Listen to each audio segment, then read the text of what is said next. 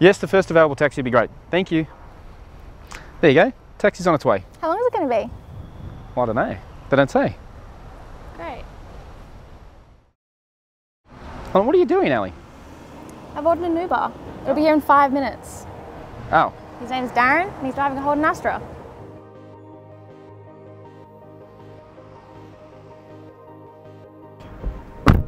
G'day guys, how you doing? Hey.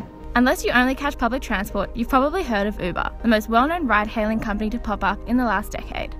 The service allows users to quickly order a ride through the app at a cheaper price than a traditional taxi. It also allows private car owners to make money without needing a taxi license. We caught up with one of their drivers, Darren, and learned a lot about what it's really like being an Uber driver.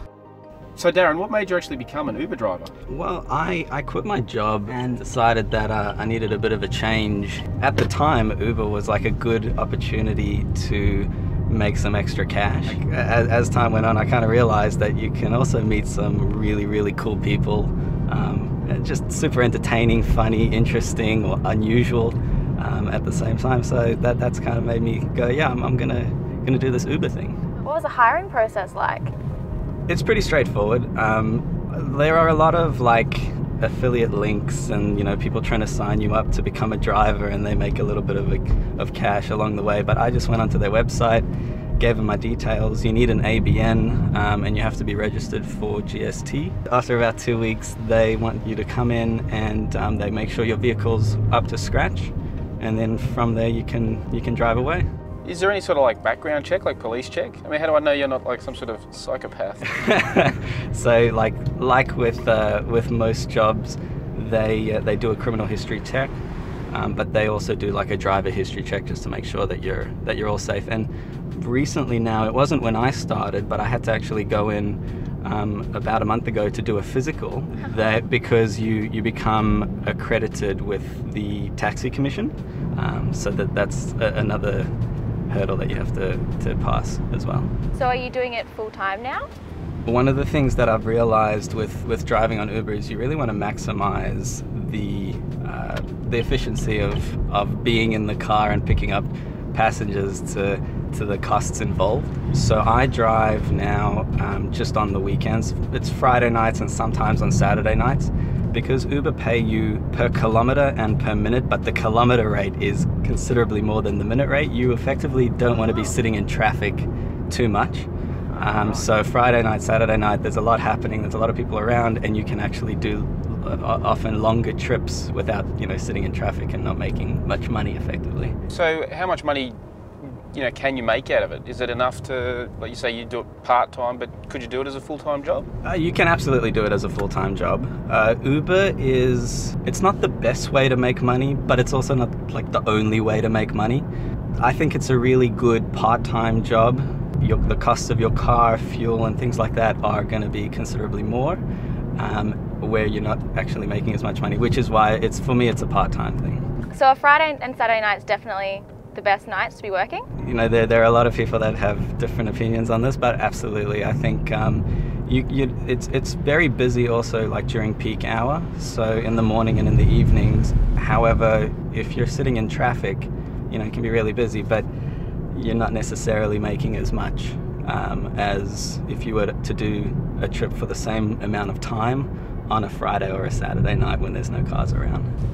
I mean, do you feel safe doing it? Obviously, Friday and Saturday nights, you probably get a few people that have had one or two shandies that are maybe a bit colourful. I feel safe. I think at the end of the day, like I'm 5'8". I don't have much self-defense experience or anything like that, but on the driver's side, drivers go through the criminal history checks and all of that. But on the rider side, Uber have all of your details. So most riders are conscious of the fact they actually want to, there's more of an emphasis now in the app to show riders their rating. They're trying to make riders a bit more accountable, I think, as well. So I haven't had any major issues. But ultimately I think I feel very safe. Yeah, right. That's good. No one's like vomited in your car or anything? I have had people vomit in my car. I mean, I've been doing it 3 months. Most of the time it's in a bag. At the end of the day, this stuff happens, and I get it. I think if you're driving on a Friday, Saturday night, you have to expect that this is going to happen, especially after 4 o'clock in the morning. Always keep plastic bags in the car. Okay. If you're driving at night. You recently started uploading funny videos of your passengers. That's it. Where did that come about from? Like, where did you get that idea? I bought a GoPro for like security, like constantly running for all my trips. And it was actually a customer. We were having a really great conversation, and she was like, you know, it'd be really funny. And I'm pretty sure there are TV shows that have done it previously, but it'd be really funny if you like documented like some of the conversations that you have with passengers. There are like a couple of boxes that you have to tick and make sure you're doing the right thing in order to do so. So I had a look on YouTube. There are other people doing it in different ways, but I made sure that like just from a doing the right thing point, I was doing the right thing. So I was actually like, I went to 3 police stations, got 3 different opinions from.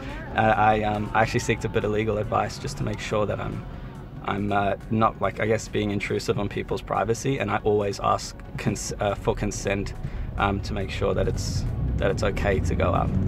So yeah, it's a bit of fun, and I want to keep doing it. So what is the lowest rating you've given a passenger? A 1? I've given 3 passengers 1 star, and I know that because everybody either gets like a 5 or a 1. Like and I say that because 99.9% have gotten a 5, but like 3 passengers that have just been a little bit too rowdy or disrespectful, or just not quite appropriate, they'll get a 1 star, and yeah, like there's a rating system for a reason. What's the trick to getting a 5-star rating? Just be respectful, basically. It's so easy. It's so easy to get a 5-star rating as a rider. You be respectful. I think most drivers, especially the ones that drive on the weekend, you would hope that they're like pretty laid back and wanting to just have a little bit of a chat, or if you're going from one place to another, just to try to make your night a little bit better. Do you feel like you have to speak to everyone that hops in, or?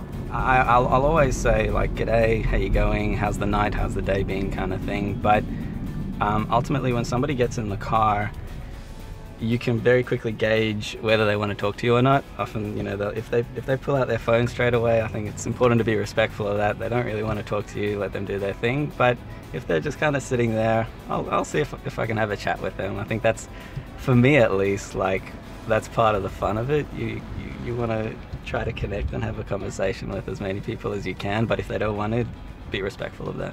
Yeah. So Uber etiquette question: front seat or back seat? What's the general rule there?